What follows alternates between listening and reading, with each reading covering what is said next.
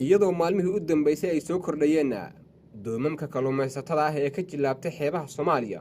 oo lagu weysanaa badda halka kuwa kalena oo ka mid ah shaqaalaha doomamka laga helay meydkooda badda ayaa waxa meesha loo yaqaano ceel waxrood oo qiyaastii xeebta Muqdisho u jirta 600 kiiloomitir waxa laga helay mid ka mid ah doomamka ku maqnaa badda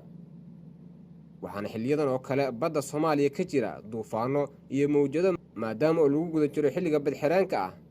oo ay baddu sababto mararkan oo kale khatar fara badan ayaa waxa isbuucyadan ku geeriyooday dhalinyaro Soomaaliyeed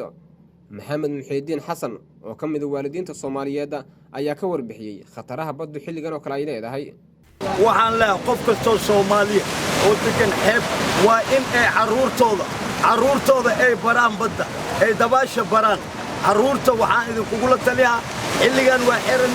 badxirin waaye soo abwaanka idin sheega waaye waxaanse idinku sii talagelaa haddoo hal sano laba sano haddoo jiro in aad dabaasha bartaan ilma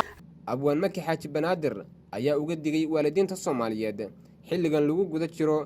badxiraanka inay ka cishtaan caruurtooda waalidiinta Soomaaliyeed xanuunkooda calaalkooda iyo cabashadooda wayna taawanaysaa si toos iyo si dadbanba marka Allah subhanahu wa ta'ala naftii uu qaadayo oo khatarkeeda dhamaaday maalin ma loogu daraayo meesha ay ku dhimanayso oo ay nafteeda ku baxaysana Allah subhanahu wa ta'ala aku caalina xilli dhow ama dhowr bilood muddo laga joogo badweynta waxa lagu waayay dhowr doonyood qalabkii saarnaa digniin marka waalidiinta Soomaaliyeed waxa xaqiiqa ah badankooda in ay badda xilliyadeeda baaka yihiin badda dhowr xilli waaye deer waaye isib waaye